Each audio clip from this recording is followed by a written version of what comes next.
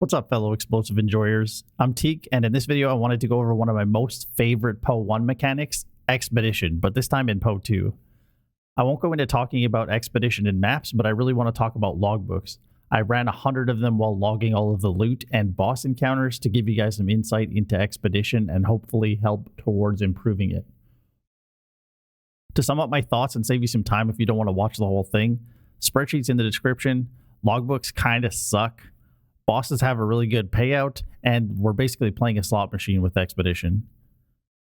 To save you even more time, I personally don't believe it's worth the time actually running the logbooks outside of the bosses. If you're looking to chase some boss drops, I think it's more time efficient to open the logbook, check for bosses, and if not, leave and pop another one.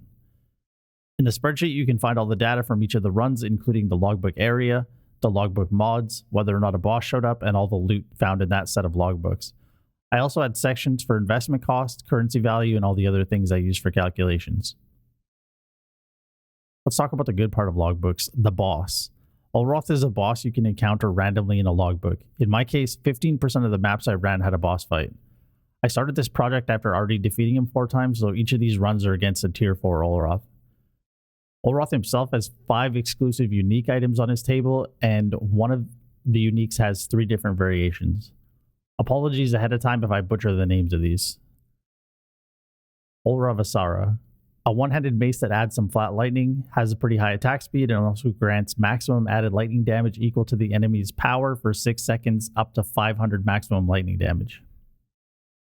Keeper of the Ark, an armor and energy shield helmet that grants life and mana regeneration, as well as 2 buffs that alternate every 5 seconds, one causing you to take 30% less damage from hits, and the other causing you to take 30% less damage from damage over time. Svalin. Svalin is a shield that grants lucky block chance, but reduces your maximum block chance. Olroth's Resolve. Olroth's Resolve is thought to be the rarest item on his loot table. It's a life flask that grants excess life recovery as guard for 10 seconds. So for example, if a flask heals you for 1000 health and you're missing 100 health, the remaining 900 will be added as a shield of sorts, protecting you for that amount of damage. Heroic Tragedy. Heroic Tragedy is the one with 3 variants. It's a radius jewel that transforms a keystone as well as notables within the radius based on a seed value associated with the number on the jewel. The Verona variation changes the keystone in the radius to cause strength to grant energy shield instead of life. The Medved variation causes dex to grant armor instead of accuracy, and the Olroth variation causes intelligence to grant evasion instead of mana. As I mentioned before, 15% of the logbooks I ran included a boss. Out of those 15 runs, I ended up with 8 Olravasaras, 1 Keeper of the Ark, 2 Svalins, and 4 Heroic Tragedies, 2 Olroth and 2 Verona. These can be divined to change which shows up on the jewel, but I didn't divine them for any additional profit. The total value of the drop from this boss works out to be roughly 179 divines worth of loot, and that's mostly carried by the Heroic Tragedies. Now we'll talk about the bad and the ugly. In the spreadsheet, you'll notice some sections in the middle and at the bottom. This is all the loot that dropped in the logbooks, and closer to the bottom is the grand totals. If I prune the boss drops from the loot, you can see in this section that the loss is huge. Out of a total of 80 divine investment, the revenue is just over 10 divines without the boss drops. That means in 100 logbooks, it's a loss of about 70 divines without factoring in the boss drops. If I had worse luck with the bosses, the overall profit would have been devastating. We're making less than 15% of the logbook cost back per logbook ran, which definitely isn't sustainable. If you run these and have a string of bad luck with nothing but maces and helmets dropping from the boss, you're in to lose a lot of potential profit.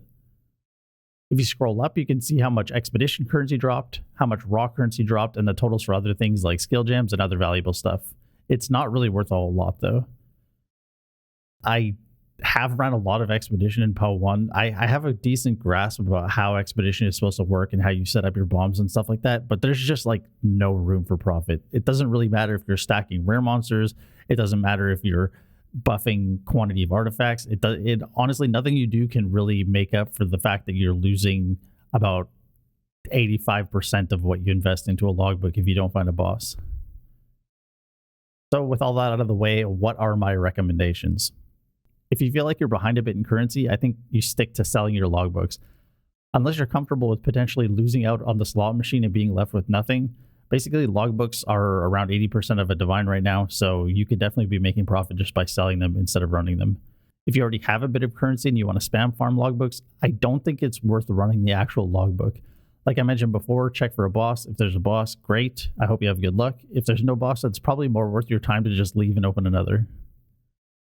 Thanks for listening to my expedition rants. I'm in the process of doing one of these for Sanctum as well. I'm about 3/4 of the way through 100 runs of that, so if you're interested in that, I'll have a video posted in the next few days. Take it easy.